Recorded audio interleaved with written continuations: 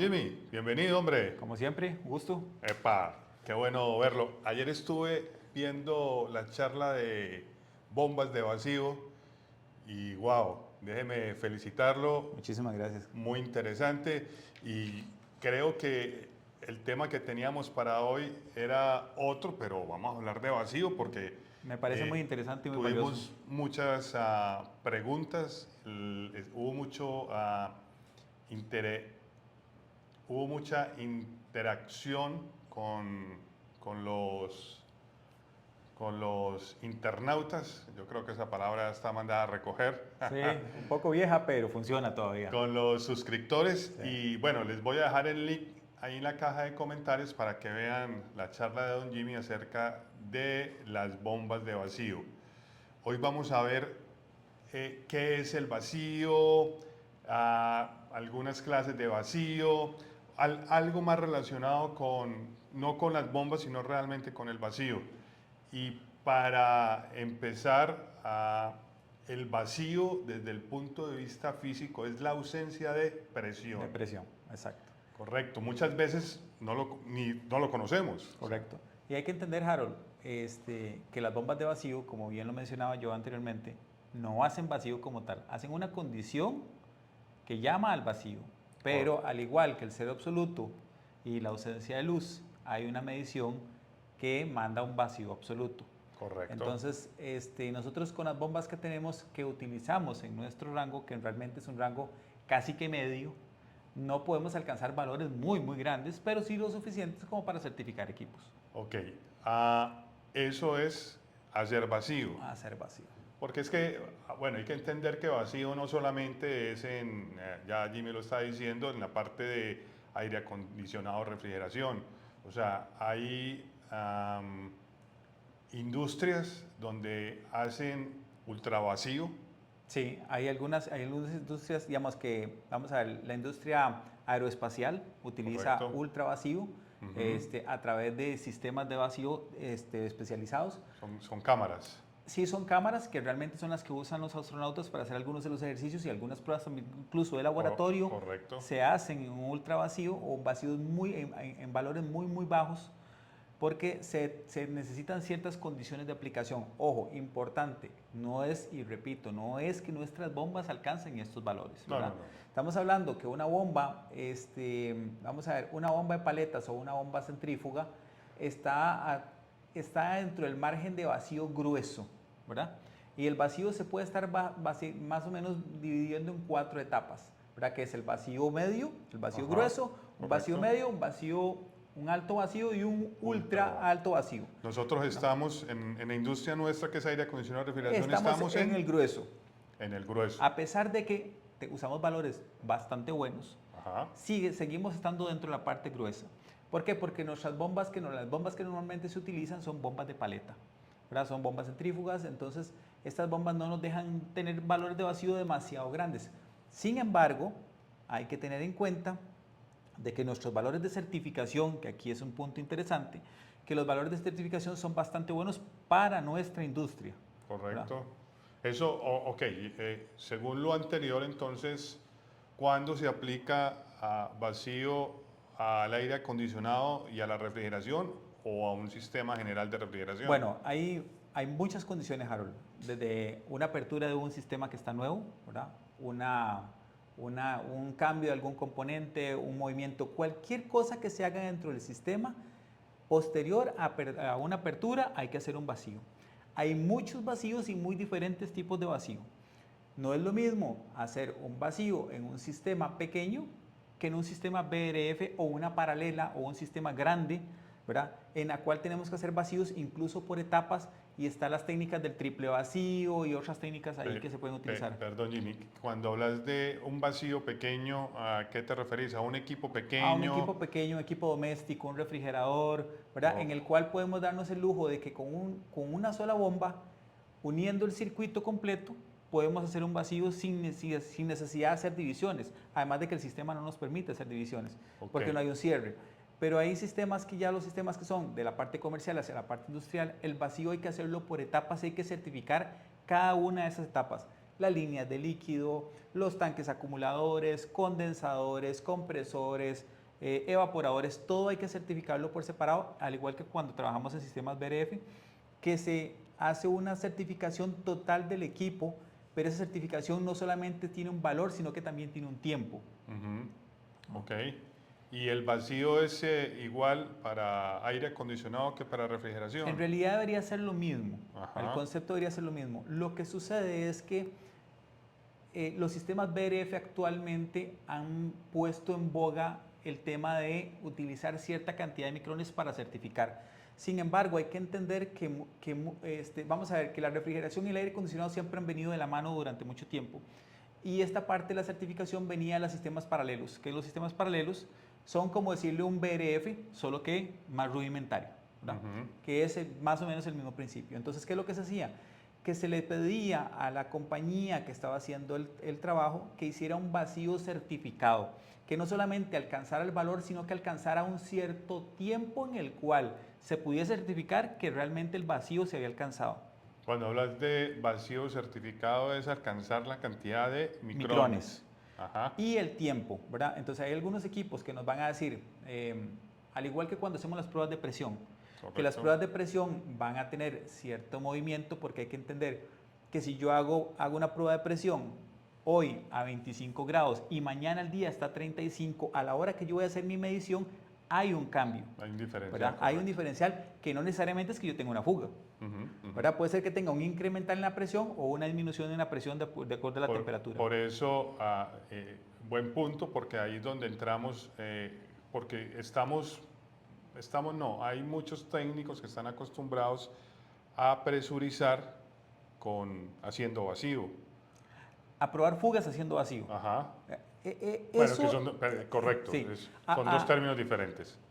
El técnico que suele utilizar la técnica de vacío para probar fugas, ojo, importante, eso es uno de los métodos que se debería usar.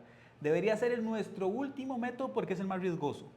Y les explico por qué es el más riesgoso, porque si yo tengo una fuga, para cuando yo me doy cuenta, si mi sistema es muy grande, ha entrado mucho aire, ¿verdad? Ese aire viene cargado de humedad. Si yo estuviera en un ambiente seco no tendría ningún problema, pero nuestro ambiente normal siempre tiene mucha humedad. Entonces, si yo llevo mi equipo a valores muy bajos, 250 micrones para hacer una certificación, y yo no presuricé de manera positiva primero, me arriesgo que cuando termine el tiempo de certificación, que aquí es cuando viene el problema, que si mi tiempo de certificación fueron 24 horas o 36 horas o 12 horas de vacío, de sostener el valor de vacío, si yo comienzo a notar que comienzo a perder vacío,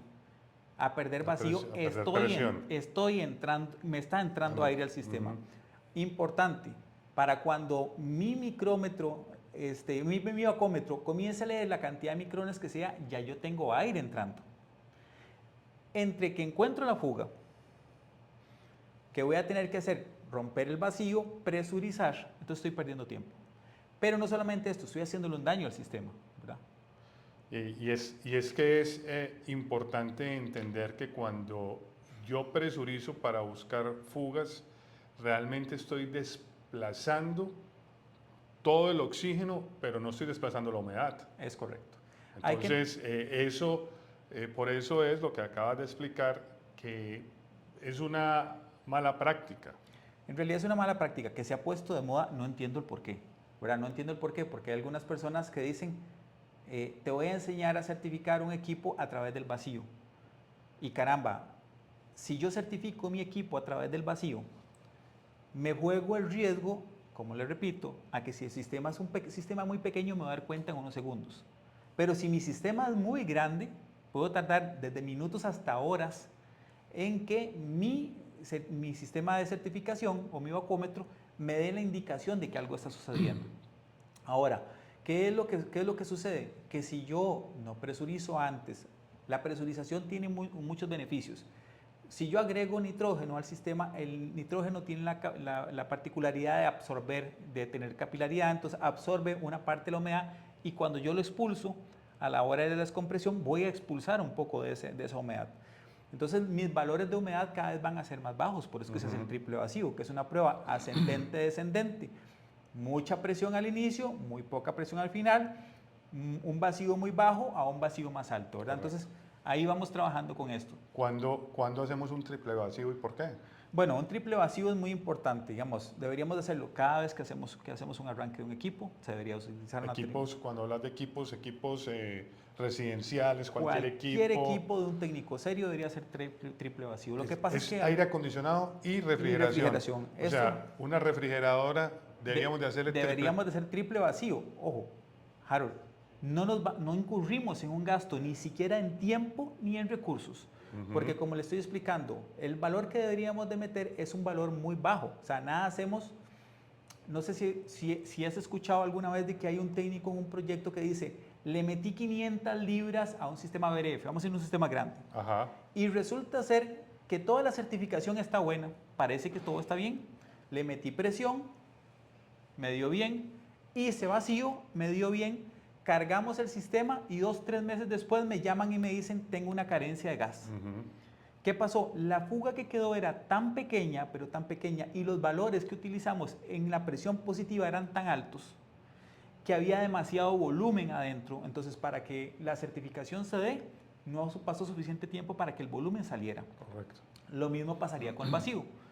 Si yo tengo un sistema muy grande y mi volumen es un volumen muy grande el que desplacé, para que yo tenga una descompensación de mi sistema va a pasar mucho tiempo. Entonces, por eso es importante que cuando se hace un vacío, no solamente es llegó, cerré y terminé. No, yo llego, cierro y espero. Espero lo que sea prudente, lo que el fabricante me establezca. En algunos casos, los sistemas de BRF van a pedir entre 12 y 24 horas de vacío, que en esos tiempos aprovechamos para hacer otras cosas. No es que no estamos haciendo absolutamente nada.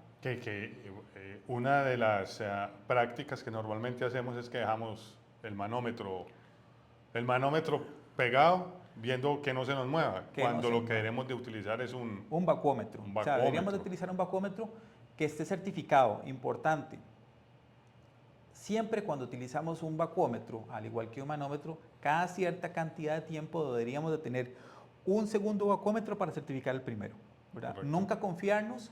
También es importante recordarles que a la hora que se pone un vacuómetro, los vacuómetros siempre tienen que estar con las roscas hacia abajo para evitar que nos ingresen gotas de aceite.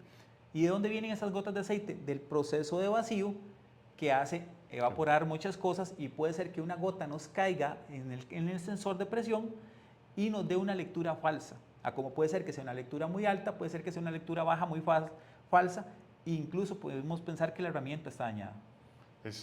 Podemos decir que los micrones son iguales para todos los sistemas. Los micrones son iguales para todos los sistemas, Harold. Aquí lo que va a diferir es el tamaño del sistema, el aceite que tenga el sistema, ¿verdad? Porque no es lo mismo hacer un vacío en un sistema que tenga aceite mineral o un alquilbenceno que lo que tenga un sistema polioléster o un polivinílico o un aceite específico. Porque si los valores del vacío exceden la capacidad del aceite, lo voy a dañar. O sea, voy a certificar el sistema, pero voy a dañar el aceite. Entonces, el aceite también tiene mucho que ver con esto. Esa va a ser el tema de la próxima charla para que no se lo pierdan. ¿Cómo influye la clase de aceites, cómo influye el aceite de los diferentes compresores o los diferentes sistemas en el vacío, y cuáles son los diferentes aceites con que trabaja una bomba de vacío? Correcto. Que es el secreto, por decirlo de alguna manera, del éxito de un buen vacío. Importante, como estabas mencionando, no se puede hacer un vacío continuo cuando son vacíos largos. ¿Por qué? Porque pierdo mi viscosidad, y eso es un tema que estamos hablando. Si yo pongo un aceite que no es el que le corresponde a la bomba, la bomba no me va a permitir hacer un vacío. Entonces, también hay que entender y acordarse que tenerlo muy claro, que la bomba de vacío es un precursor de contaminación cruzada que nosotros algunas veces ignoramos, y es importante que se tenga en cuenta. Si se va la energía y se nos apaga la bomba, el vapor del aceite, al tener un vacío adentro, se va a evaporar el aceite de la bomba y va a entrar al sistema. Se devuelve. Entonces, y nos va a generar una contaminación cruzada. Además de que si teníamos la mala costumbre de no cambiar el aceite, todos los contaminantes que hubiesen estado ahí van a entrar al sistema. Eso a largo, mediano o corto plazo vamos a tener problemas en el sistema. Algunas veces todo estaba bien, se intervino y comenzó un problema que nadie sabe de dónde vino.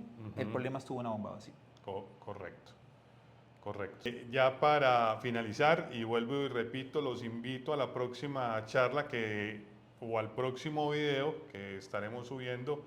Aproximadamente este video lo estamos subiendo mañana, o sea, de mañana una semana, la continuación de este tema tan interesante, donde vamos a ver los aceites tanto en las bombas de vacío como en los sistemas, porque son muy importantes. Ya para concluir, Jimmy, ¿cómo influye el tamaño de las tuberías y la capacidad de los equipos en el vacío? Bueno, vamos a ver, Harold, eso es todo un tema que algunas veces se obvia, pero es un tema muy importante. Eso es como el tema de que para cuántas toneladas ocupa la bomba. Eso es todo un tema, ¿verdad? ¿Por qué? Porque esto va a influir qué diámetro de tubería tiene, tan larga es la tubería, si es un sistema nuevo o no es un sistema nuevo, si el sistema estuvo con algún contaminante o no. Entonces, ¿qué es lo que se hace normalmente? Se hace un cálculo a conciencia y se miden los volúmenes de toda la tubería y se le agregan al sistema.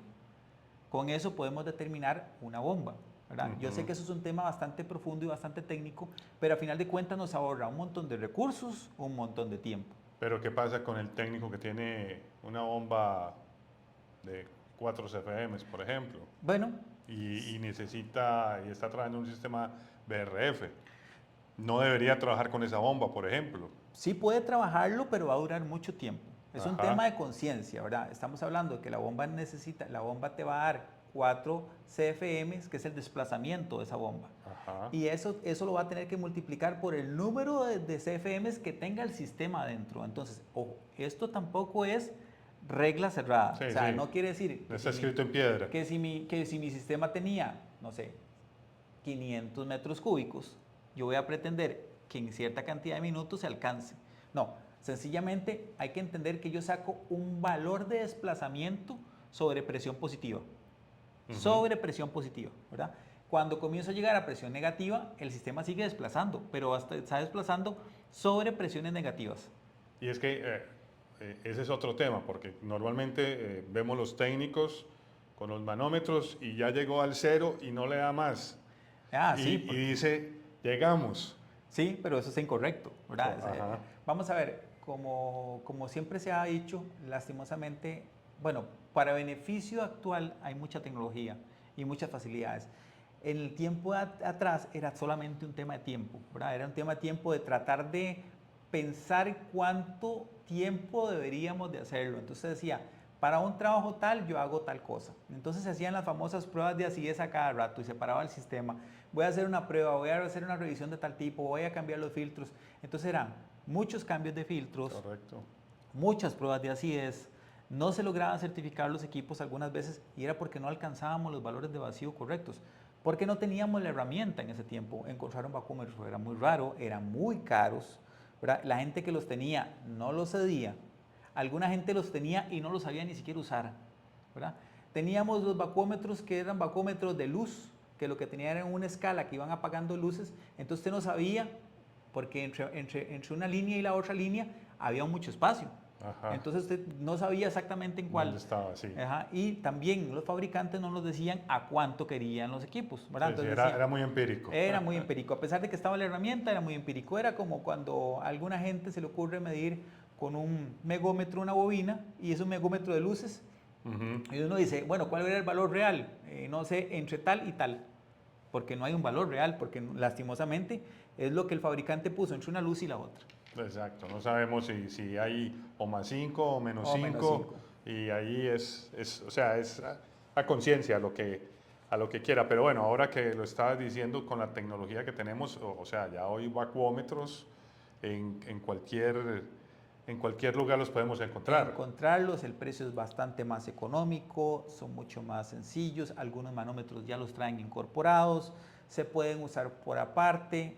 Todos son digitales, la gran mayoría. La gran mayoría son digitales porque los analógicos tendrían que ser relojes que tienen enormes con una escala súper grande, que no es que no existan, porque sí hay, pero no para valores de micrones, ¿verdad? Porque los hay para pulgadas de vacío, y para otras unidades de medición que tienen escalas bastante grandes, pero no son una escala que nosotros estamos realmente trabajando. Sí, cierto, cierto.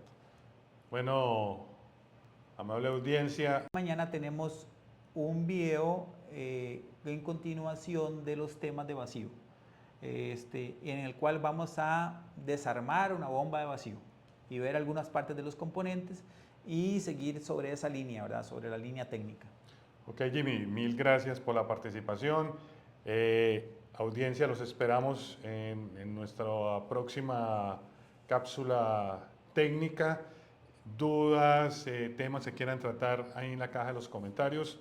Y hasta la próxima. Nos vemos pronto. Nos vemos.